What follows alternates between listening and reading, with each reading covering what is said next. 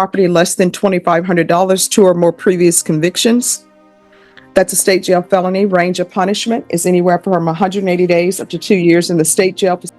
That's Vashon's brain. Court is calling 2024 CR 009591, State of Texas versus Kimberly Villanueva. Could I have parties announced for the record for the state? Andrew Harris Edelman. For the defense? Danielle Cranberg. Okay, pause. The judge is not playing. You can hear the exhaustion in her voice. And are you Miss Villanueva? Yes, ma'am. All right, off the record. Excuse me, Mr. Folsom. Mr. Folsom, you're talking too loud. We're on the record. That's okay. All right, and it'd probably be best that you have a seat. You're charged with the offense of theft of property less than $2,500, 2 or more previous convictions. That's a state jail felony. Range of punishment is anywhere from 180 days up to 2 years in the state jail facility and up to $10,000 fine. Did you understand? Yes, Your Honor. If you have a plea bargain agreement with the state, the court does not have to follow your plea. If for any reason the court does not follow your plea and gives you more than you bargained for, the fact that you entered a plea will not be used against you and you will be allowed to withdraw your plea. Did you understand? Yes, Your Honor. According to the plea, punishment is be assessed at 2 years in the state jail facility. The state recommends community supervision. They're taking in consideration AL 2181212. Did you understand that to be the plea? Yes, Your Honor. Defense is at the plea? It is, Your Honor. State is at the plea? Yes, Your Honor. All right, after reviewing State's Exhibits 1 and attachments, the court will find there is sufficient evidence to find you guilty, and the court will find you guilty. Are you proceeding with sentencing? Yes, Your Honor. All right, anything you wish to say on behalf of your client? We would ask for the court to follow the agreement. She is willing to do the probation. She is not currently employed, but she's seeking employment. She does have call center experience. She's hoping to get another work from home job at a call center and to help take care of her father, who is currently sick. All right. And here comes a redemption pitch. Marcus is promising work, family, change, you name it. Classic plea for sympathy. So I have a question for you. You say you're taking care of your father. Is that correct? Not really. He actually has cancer, so he's dying of cancer already. I'm sorry, what? He's dying of cancer. He has stage 4 liver cancer. All right. So my question is, are you taking care of No, him? ma'am. That was a misstatement on my part, Judge. I guess I mean to spend time with him while she can. All right. So here's the other question. When's the last time you had employment? Last year at Speedy's Exchange. With Speedy Exchange, yes. Doing what? Call center, telephone representative. All right. Why do you continue to steal? Because I haven't been able to get a job due to my felonies, my history. But I'm still seeking for employment, ma'am. No, this is not the first time you're stealing. I'm trying to figure out your go-to is stealing. What if everybody who didn't have a job decided to steal? So you have prior theft cases and they were all state jail felonies. So why do you continue to steal? And according to this, you've been stealing since 2014 and you just want to stop stealing. So you're stealing and you're using drugs. Why is this?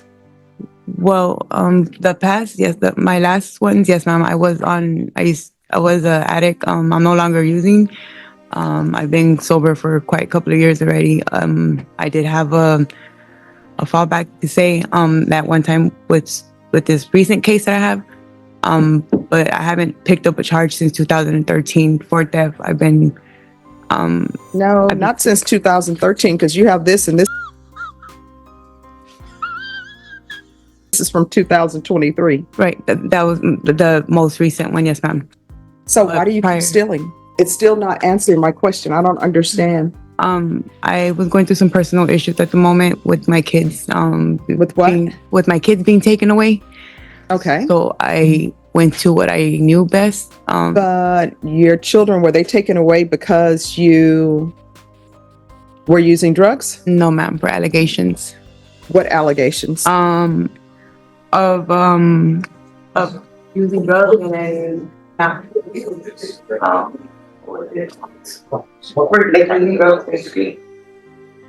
right, for using drugs. So when were they taken away from you? And who are they staying with? They've been adopted. All right. So your rights were terminated. So here's my question. And you know yourself better than I know you, better than your attorney knows you. Do you really think you're going to do well at this probation? Because you had a choice to do what you needed to do and have custody of your children, and you chose to commit thefts and continue to use. Yes, ma'am, because I didn't get my children back, but I'm sorry, what? yes, I do. I feel like the probation was with me, right? I will do my complete probation. I completed probation before successfully. Again, I had a tip, you know. I'm trying to go back to that lifestyle. I'm just trying to do right, but times are hard. And if you're drug tested today, and you will be, what is the results going to be? Tell the truth. I'll be about marijuana. And what else? Marijuana. So you're telling me when you're drug tested today, you're only going to be positive for marijuana? So if I send you across the hallway to get drug tested, I mean, that can happen today. And you're saying it's just going to be marijuana. All right. We can have a drug test done. Ouch. The judge is roasting Marcus with his own rap sheet. Deadly conduct, assault, running from cops. It's basically a highlight reel of bad decisions.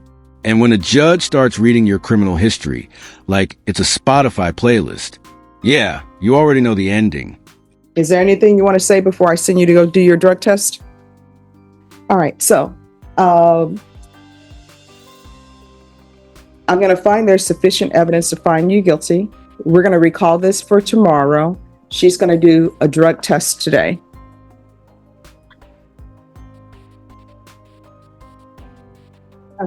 You can tell her that. I'm sorry, not tomorrow. Is there something she wants to say? There is, Your Honor. Oh, what would you wish to say to the court? Yes, I can get a positive for the I'm sorry, what? I'm putting on my 10 positive for the drug advance. And what would that be? All right, so why are you playing games with me? Well, no, that means you were dishonest with the court. I asked you, what would you be positive for? You said marijuana, nothing else. I told you I could send you right across the hallway to get drug tested, and you said, please do. Send me. I'm not going to be positive for anything else. So now you're telling me it's going to be meth. Positive. When's the last time you used meth? All right. And what else? All right. And who are you living with? Currently, I'm with my grandmother. And how many children does she have living with her other than you? No. So if probation goes out there at that house, you're going to tell me that there are not going to be any minors at that house. So who all is in the house? And there it is, 6 years. The judge flat out says, no force shot. Game over. What do you think? Did Marcus seal his own fate, or did the judge shut the door too soon? Drop your take in the comments. Was this justice or wasted potential?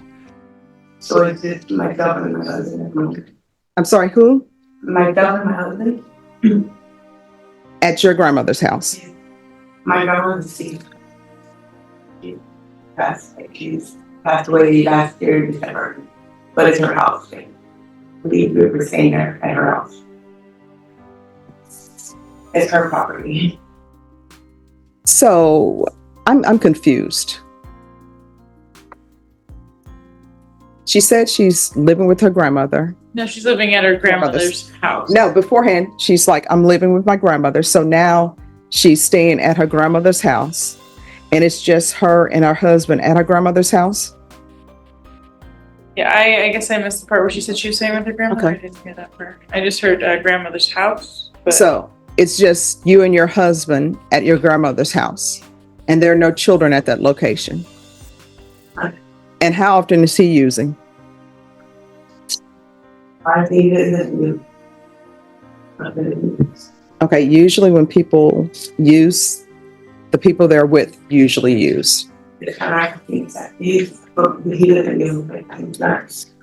doesn't use. All right, I'm gonna place you on probation, but I'm telling you right now, probation is gonna make visits at that location. Do you understand? All right. Court is going to sentence you to 2 years in the state jail facility, suspended and probated for 4 years. There's to be proof of employment within 45 days. There's to be no employment as a home health care provider or with minors. There's to be no contact with Walmarts, and that means any Walmart. Good luck to you in this court to be successful on probation. Communication is key, okay? All right, good luck. So, Judge, if you don't mind me asking you a question. Sure. So, I be on TikTok and you be on court cam, you know? So, Yeah. when you tell defendants and you sentence defendants, how come you add the condition of not being able to work at a healthcare facility or engaging with elders? Oh, because to me, that's a vulnerable population. And I always ask people, honestly, if you had somebody who maybe they're in a nursing home, maybe they have dementia, maybe they have some sort of physical disability, would you want someone caring for them who, you know, is recovering, not in their sobriety, or committed an aggravated robbery? I once had someone who stole a person they was caring for. They stole items out of their home. They stole the Jesus necklace that was an image of Jesus. They stole it. You would have thought that would have given somebody pause.